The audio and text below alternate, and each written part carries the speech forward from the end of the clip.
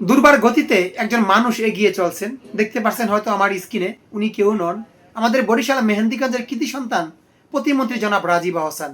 উনি ছুটে চলছেন এই ঘাটে প্রান্তরে, মানুষের ভালোবাসায়, মানুষের কাছে, মানুষের সান্নিধ্য পেতে। আসলে আমরা কি কখনো ভেবেছিলাম যে বরিশাল মেহেন্দিগঞ্জে আমরা একজন মন্ত্রী পাবো?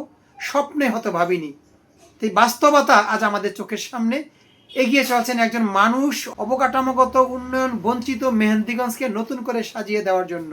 আমাদের বড় সমস্যা নদী ভাঙন।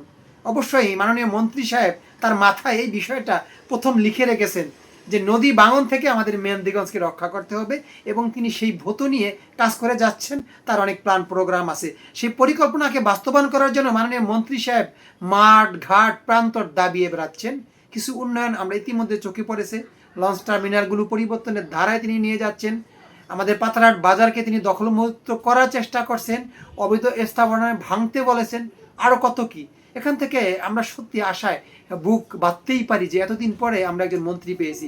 আমার কথাগুলো শুনে অনেকের হয়তো ভালো লাগবে না। আরে ভাই, ভালো জিনিসকে প্রচার করতে হবে। যদি প্রচার নাই করি, আমাদের মন্ত্রী সাহেব এখান থেকে হয়তো কাজের যে স্পিরিট সেটা হয়তো পাবেন না। এই ভিডিওটা হয়তো আমাদের প্রধানমন্ত্রীর নজরেও পড়তে পারে। যদি সারা বাংলাদেশে আমাদের যে বর্তমান সময় মন্ত্রী পরিষদ আছে এই সরকারের, সেখান থেকে যদি বাছাই করেন যে কাকে আপনি প্রথম কাতারে নিয়ে আসবেন, 1 নম্বর মার্ক দিবেন, আমি মনে করি যে আমাদের মাননীয় মন্ত্রী রাজীব আহসান দিন রাত কষ্ট করে যাচ্ছেন, তিনি প্রথম হবেন। কেন হবে জানেন?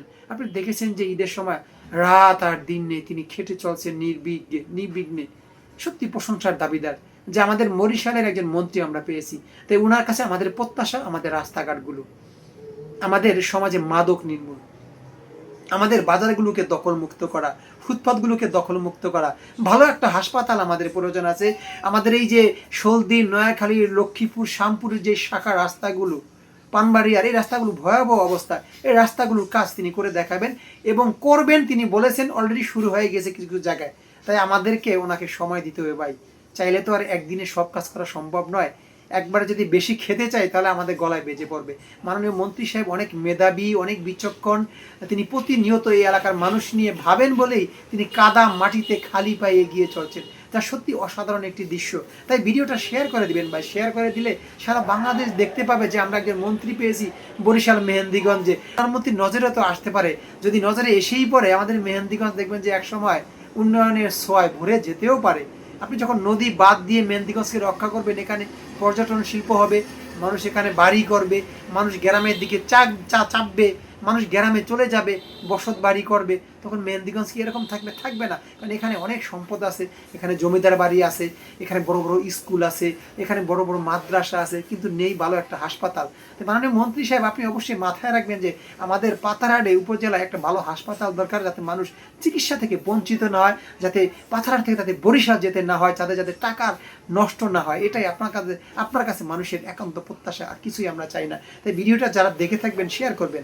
মাননীয় মন্ত্রীকে আমরা সাহস দেব, আমরা আপনার পাশে আছি, পাশে থাকবো। আপনি কাজ করে যান, জনগণের পাশে থাকুন, জনগণই আপনাকে ভালোবাসা দিয়ে এগিয়ে নিয়ে যাবে ইনশাল্লাহ। কারণ মানুষ, সুবিধা বঞ্চিত মানুষের দোয়া যদি একবার আপনার কপালে লেগে যায়, কেউ আপনাকে ফেরাতে পারবে না। আগামীতে আপনি ফুল মন্ত্রী হবেন, মেহেন্দিগঞ্জকে আপনি সোনায় সোহাগায় ভরিয়ে দিবেন।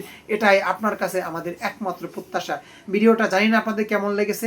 অনেকের কাছে হয়তো চামচামি মনে হতে পারে। ভাই, ভালো দিকগুলো ভাই তুলে ধরতে হবে। ভালো দিকগুলো তুলে না ধরলে, সমাজের কথাগুলো না বললে কিভাবে তারা কাজ করবে বলুন? এগুলো ধরিয়ে দেওয়ার দায়িত্ব বড় বড় সাংবাদিকদের কিংবা আমাদের মতো ছোট ছোট কন্টেন্ট ক্রিয়েটারদের। আমরা প্রতিনিয়ত এই ক্ষুদ্র প্রচেষ্টাই পারে মেহেন্দিগঞ্জের মাটি ও মানুষের ভাগ্য পরিবর্তন করতে। আল্লাহ হাফেজ।